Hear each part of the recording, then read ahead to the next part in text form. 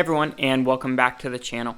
If you are not aware, at the end of every month, I'm going to be doing a giveaway for 10% of whatever the channel made in revenue for that month. So if the channel made $500 in the month of February, I would be giving away $50 at the end of the month. But in order to be eligible to win that $50, you have to be a member of the Patreon page. So if you haven't checked it out, the link is in the description below.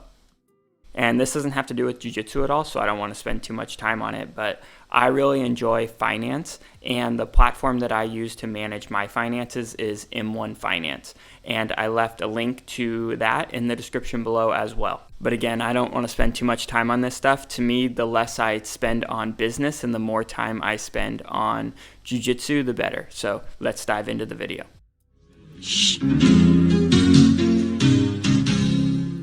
Back in January of 2018, so 4 years ago, John Danaher was on the Joe Rogan podcast and pretty much blew everyone's mind when he broke down Gordon Ryan and Cyborg's match in ADCC.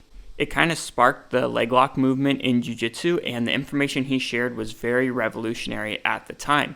But now it's pretty common knowledge to most practitioners of jiu-jitsu. But I went back and re-listened to this recently, and there's one big thing I think I missed when I initially heard this. And I think it's an aspect I'm going to change in my game that will hopefully improve my escapes from inside Senkaku, and hopefully you will find it valuable as well. Cyborg is battling for the hands, but Gordon Ryan hasn't even started the hand fight yet. He's still in a control fight. His only interest is in holding the position.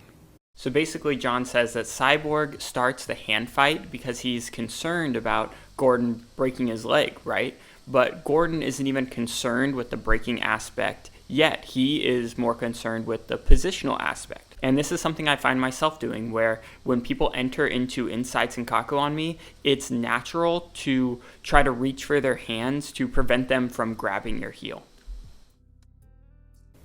Why did Gordon switch his right hand to the knee? I would imagine he's distracting him. Why is Gordon Ryan's head leaning to the right-hand side? I don't know why. Because that's the side he needs to take Cyborg. If Cyborg turns his head to the other side, when Gordon Ryan releases the secondary leg, there's going to be a problem. So the concern here is that Cyborg's going to try and enter into the turning escape. And in order for Cyborg to do that, he would have to fall to Gordon Ryan's left. So Gordon is leaning his head to the right to try and bring Cyborg in that direction. And he even places his hand on Cyborg's knee, which gives Cyborg the ability to win the grip fight battle. But again, Gordon isn't concerned with the grip fight battle yet. He's just concerned with the positional battle and making sure that Cyborg isn't able to complete a turning escape. So there's a battle going on.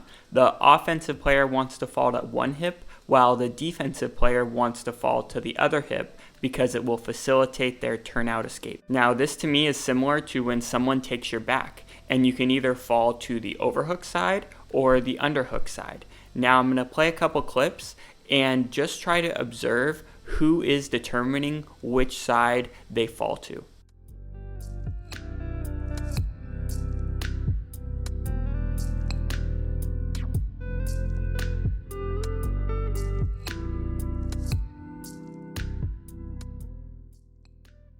Typically, whether you fall to the overhook side or the underhook side, it's determined by the person who is on defense. Because they have good solid contact with the ground, they can use it to push off the ground and determine which side they fall to. Where if the offensive person were to take out their hook and push off the ground, they would lose that hook and leave an opening for escape. Now, if we look at this from the perspective of inside Senkaku, we don't have the ability to put our feet on the ground, but we do have the ability to use our hands. So if Eddie Cummings wants to put us on our left hip and we have our left hand on the ground, it's going to be difficult for him to do that. However, if we take our left hand off and use it to fight his hands, it's going to be very easy for him to steer the direction where he wants it to go.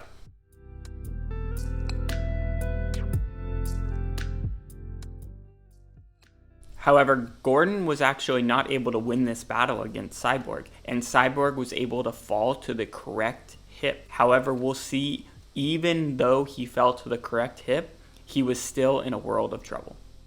Cyborg has, perhaps tragically, sat on his right hip, which means he has no ability to use his secondary leg to escape. And because he's holding Gordon Ryan's arm, he has no ability now to invert his body and go into a turning escape.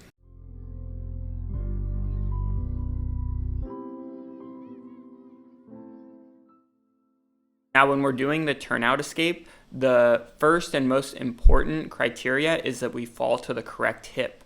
But once we're on the correct hip, typically one hand will go to the ground and the other hand will go to the hamstring, and we'll use our hands to facilitate our escape.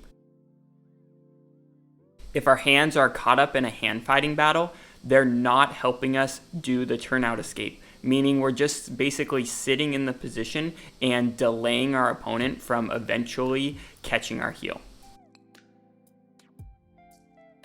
You can see how easily Gordon was able to win the hand fight once his attention went to winning the hand fight. But up until then, he wasn't even concerned with Cyborg grabbing his arm, right? He was just concerned in the positional battle and then exposing the heel.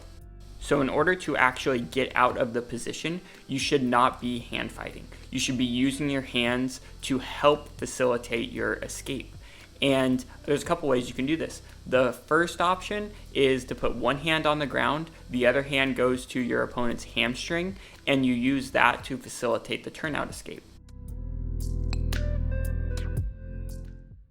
Another option is both hands go to the ground and you use them to facilitate a more efficient turnout escape.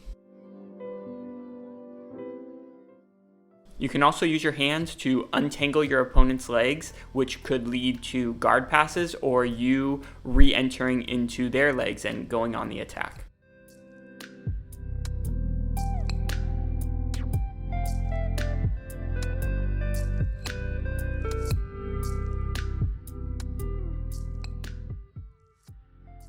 A situation where I think it's okay to hand fight a bit is when your opponent is in double trouble, that leg lace position, and they're just kind of stalling there. They're just holding you in the position. In this case, it might be permissible to use your hands to help free your foot. But just notice that Craig is using his right hand for this hand fight, and he's leaving his left hand on the ground to make sure his opponent isn't able to put him on that hip. But as soon as your secondary leg is free and your opponent is trying to catch your heel, that hand needs to go back on the floor to facilitate your turnout escape.